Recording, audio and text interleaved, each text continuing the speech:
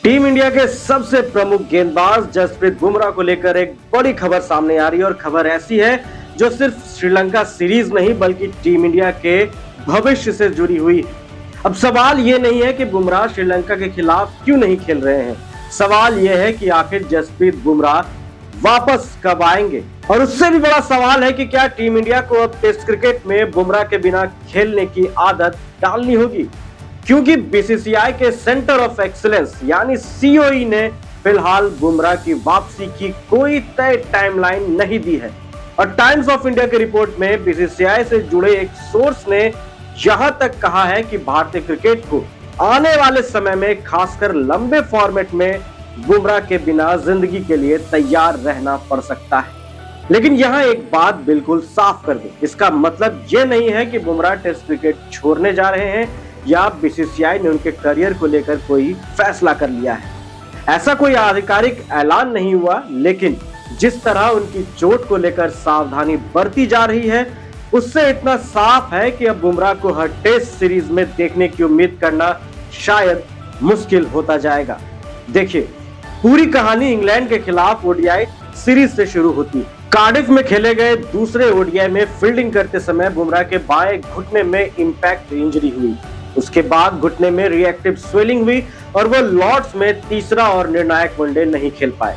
BCCI ने भी उस समय उनकी चोट की पुष्टि की थी। इसके बावजूद उम्मीद थी कि श्रीलंका के खिलाफ टेस्ट सीरीज तक वो फिट हो जाएंगे, इसीलिए उन्हें टीम में चुना भी गया। लेकिन उनके नाम के आगे एक शर्त लगी, fitness clearance from BCCI COE.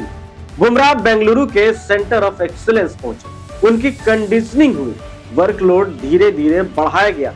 कोशिश थी कि शरीर को फिर से लंबे स्पेल और टेस्ट क्रिकेट की मांग के लिए तैयार किया जाए, लेकिन यहां मामला अटक गया। सीओई को लगा कि बुमराह श्रीलंका सीरीज तक उस स्तर पर तैयार नहीं हो पाएंगे जहां उन्हें 5 दिन के टेस्ट मैच के लिए उतारने का जोखिम लिया जा सके। और आखिरकार बीसीसीआई ने 3 अगस्त को आधिकारिक तौर पर उन्हें श्रीलंका टेस्ट सीरीज से बाहर कर दिया। उनकी जगह जम्मू कश्मीर के आकिब नवी को भारतीय टीम में शामिल किया गया। अब असली चिंता यहीं से शुरू होती है। टीओआई की रिपोर्ट के मुताबिक सीओई ने बुमराह की वापसी के लिए कोई डेडलाइन तय नहीं की। मतलब यह नहीं कहा गया कि वो 1 महीने बाद आएंगे, 2 महीने बाद आएंगे या सीधे न्यूजीलैंड दौरे पर वापसी करेंगे।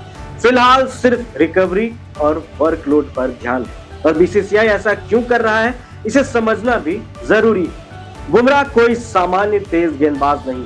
भारत के लिए अब तक 52 टेस्ट में 234 विकेट ले चुके हैं, यानी बड़े मुकाबले में भारतीय गेंदबाजी का सबसे बड़ा हथियार। लेकिन उनके साथ सबसे बड़ी समस्या उनकी उपलब्धता रही है और अब सामने 2027 ओडीआई वर्ल्ड कप भी है। यही वजह है कि बीसीसीआई ऐसा कोई जोखिम नहीं लेना चाहता जिसमें एक टेस्ट सीरीज के लिए बुमराह को जल्दी मैदान पर उतारा जाए और उसका असर उनके लंबे करियर या वर्ल्ड कप अवेलेबिलिटी पर पड़े।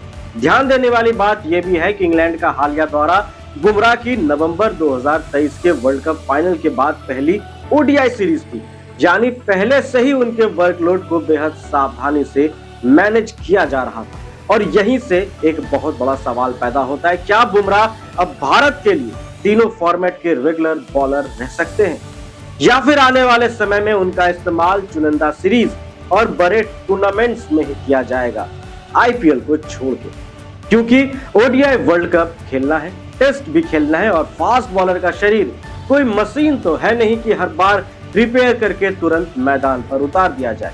खासकर बुमराह जैसे गेंदबाज का, जिनकी गेंदबाजी एक्शन या वर्कलोड दोनों शरीर पर जबरदस्त दबाव डालते हैं। इसलिए संभव है कि आने वाले समय में भारतीय टीम मैनेजमेंट को एक बेहद कठिन फैसला लेना पड़े।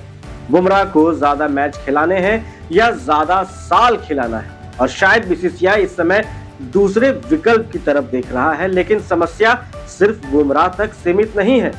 भारत की फास्ट बॉलिंग डेप्थ पर चोटों का दबाव लगातार बढ़ रहा है। आकाशदीप भी जनवरी 2026 से बैक स्ट्रेस फ्रैक्चर के कारण बाहर है। सीओई का लक्ष्य था कि वो श्रीलंका दौरे तक क्रिकेट फिट हो जाएं, लेकिन ऐसा हो नहीं पाया।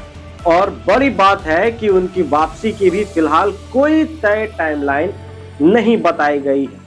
टीम मैनेजमेंट को उम्मीद है कि आकाशदीप न्यूजीलैंड दौरे तक उपलब्ध हो सकते हैं। और वह दौरा बेहद अहम होगा क्योंकि भारत को नवंबर में न्यूजीलैंड में 2 टेस्ट खेलने हैं।